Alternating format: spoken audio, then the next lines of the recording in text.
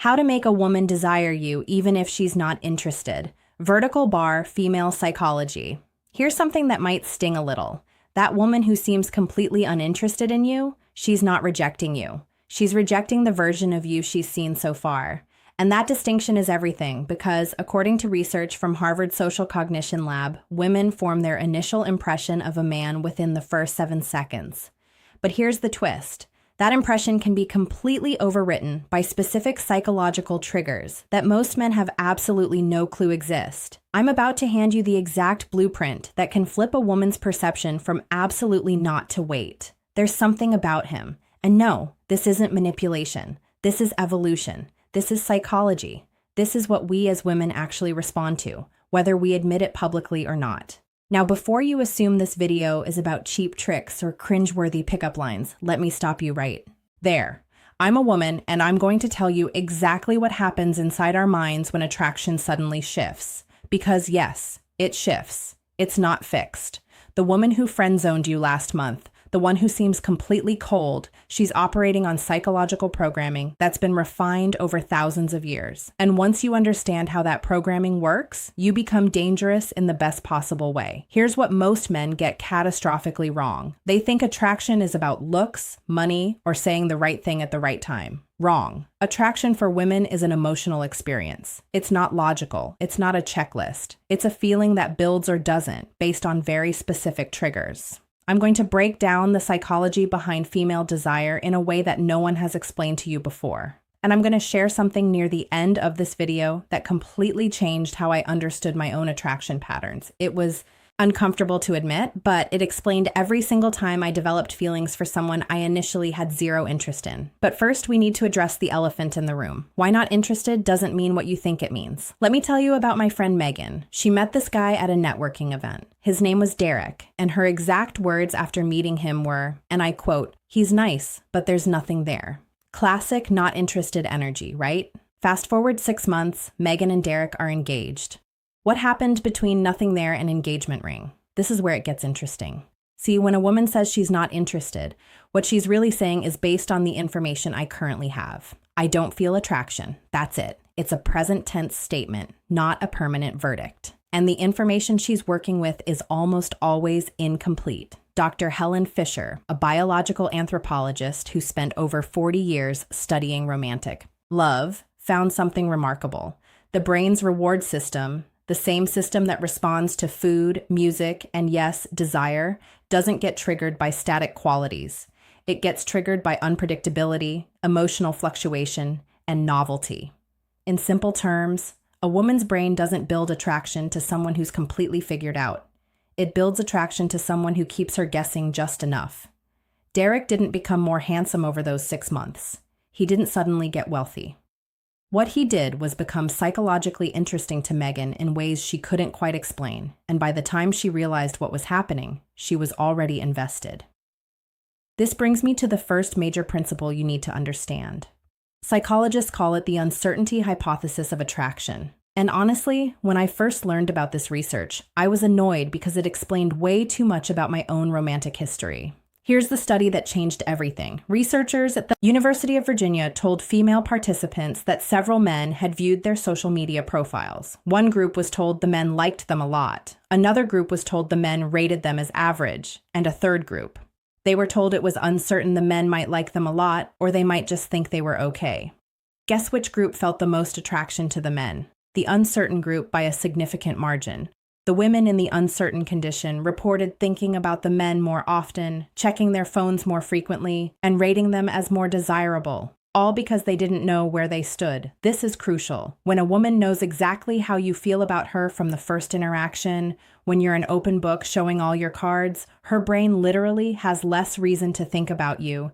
You've eliminated the mystery, you've removed the tension, and before anyone accuses me of telling you to play games, let me be clear. This isn't about being manipulative or cold. It's about not being desperate. It's about being genuinely engaged in your own life, rather than making her the center of it before she's even earned that position. The most attractive men I've encountered didn't withhold affection to be strategic.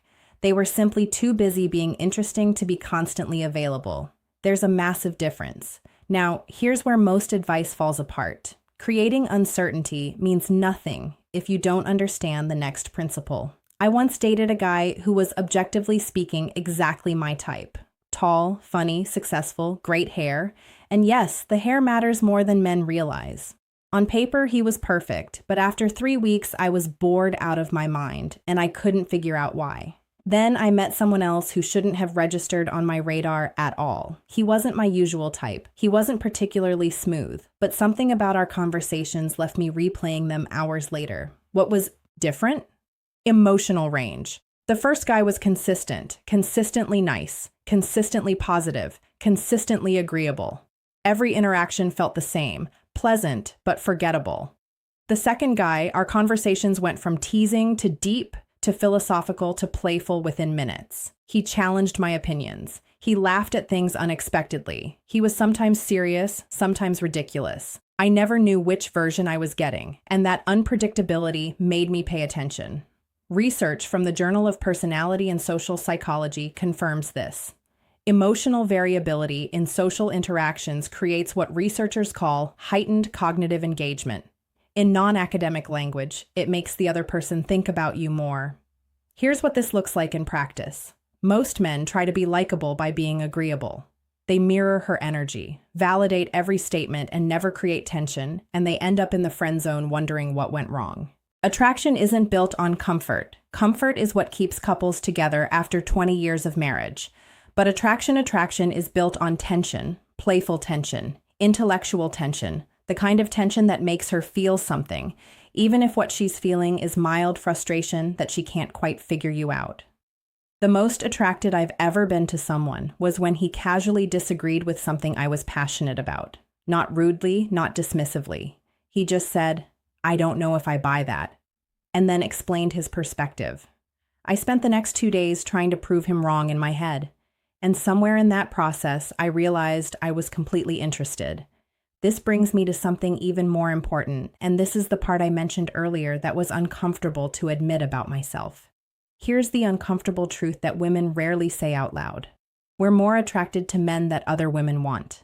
I know it sounds terrible. It feels shallow to admit, but the science is overwhelming. This phenomenon is called mate choice copying, and it's been documented across multiple species, not just humans. A study published in Scientific Reports found that women rated men as significantly more attractive when they were photographed with a woman who was smiling at them versus when they were alone.